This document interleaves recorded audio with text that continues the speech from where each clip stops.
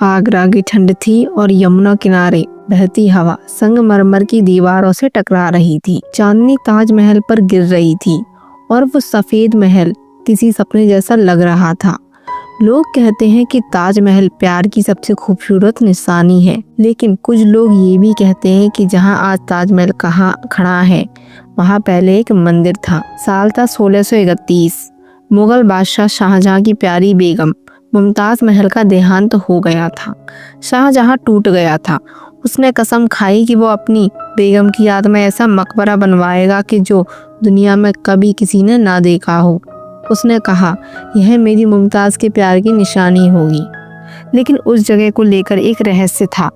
जहां उसने ताजमहल बनवाने का फैसला किया, वहां पहले से ही एक विशाल पुरानी इमारत खड़ी थी, जिसे स्थानीय लोग तेजो महालय कहते थे। आगरा के एक पुराने पंडित गोविंद शास्त्री कहते थे कि यह भूमि पहले भगवान शिव की थी। यहाँ हर सुबह घंटियां बजती थी, आरती होती थी, लेकिन उनकी बातों को कहानी समझकर भूल जाते थे। पर गोविंद शास्त्री के चेहरे पर हमेशा एक गंभीर मुस्कान होती थी, जैसे वो कुछ ऐसा जानते हों जो कोई और नहीं जानता था। सदियां बीत गईं। आज के समय में दिल्ली की एक छात्रा काव्या शर्मा इतिहास की रिसर्चर थी। वह हमेशा रहस्यमय जगहों और पुरानी इमारतों को सच जानने जाती थी। जब उसने ताजमहल के रहस्यों पर एक लेख पढ़ा तो उसने सोचा, क्यों ना मैं खुद जाकर सच्चाई पता करूं। काव्या आगरा पहुंची और दिन में उसने ताजमहल देखा। भीड़, गाइड, कैमरे, हर बस कोई प्यार की निशानी की बातें कर रहा था, लेकिन उसे कहीं ना कहीं लग रहा था कि इस इमारत के पत्थरों में कोई छुपी कहानी है। रात को जब सब लौट गए तो काव्या ने अपनी टॉर्च लेकर ताजमहल के पीछे का रास्ता पकड़ा। वहां पर पुराने हिस्से की दीवारें कुछ टूटी फूटी थी। उसने देखा कि कुछ पत्थरों पर त्रिशूल, बेलपत्र और कमल जैसे निशान बने थे। उसका दिल धड़क उठा। ये तो हिंदू प्रतीक है, ये यहाँ कैसे? अचानक उसने दीवार के अंदर उसे घंटी की हल्की आवाज सुनी। वो ठिठक गई।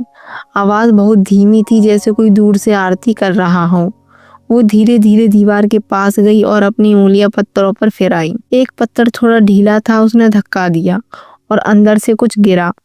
वो एक छोटा शिवलिंग था, संगमरमर से बना हुआ। काव्या के हाथ कांप गए।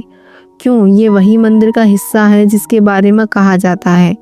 वो सोच रही थी कि उसके पीछे आवाज आई, जो सोया हुआ इतिहास जगाता है, वो खुद इतिहास बन जाता है। वो घबराकर मुड़ी।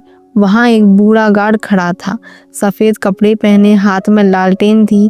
उसकी आंखों में एक अजीब सी चमक थी। काव्या बोली, आप कौन हैं? गार्ड बोला, मैं यहाँ बहुत सालों से हूँ बिटिया। मैंने देखा है कि इस जगह ने कैसा अपना रूप बदला। कभी यहाँ आरती की गूंज थी और अब अजान की आवाज़ है। दीवारें वही हैं, बस समय ने नाम बदल लिए। काव्या ने पूछा, तो क्या यह सच है कि यहाँ पहले मंदिर था? गार्ड मुस्कुराया। सच हमेशा दो चेहरों में आता है। कुछ लोग इसे प्यार का मंदिर कहते हैं और कुछ भक्ति का। यह जो भी था, यह जगह हमेशा पवित्र रही है। इतना कहकर वो धीरे धीरे अंधेरे में गायब हो गया। काव्या ने चारों ओर देखा। वहाँ कोई भी नहीं था, सिर्फ हवा चल रही थी और यमुना की लहरें शांत थी। अगले दिन जब काव्या ने फिर उस गार्ड को ढूंढा तो वहाँ के अफसर ने कहा, यहाँ कोई बूढ़ा गार्ड नहीं है बेटा। कई साल पहले एक गार्ड की मौत हुई थी। वो ताजमहल की रहस्यमय दीवारों की रखवाली करता था। काव्या सन्न रह गई। उसे लगा शायद उसने उसी आत्मा को देखा था जो इस जगह के सच की रखवाली कर रही है। काव्या ने अपनी डायरी में लिखा, ताजमहल सिर्फ प्रेम का प्रतीक नहीं, यह भारत की मिट्टी में छिपे इतिहास की एक कहानी है। यहाँ समय, धर्म और प्रेम तीनों एक साथ मिलकर पाए जाते हैं। वो जब वापस दिल्ली लौटी तो उसकी रिपोर्ट का शीर्षक था, ताजमहल मकबरा से बना एक मंदिर। जब इस इमारत का सर सिर्फ पत्थरों में नहीं बल्कि उस जमाने की यादों में भी छिपा होता है। ताजमहल चाहे मंदिर रहा हो या मकबरा, वो हमेशा आस्था और भारत की आत्मा का प्रतीक रहेगा।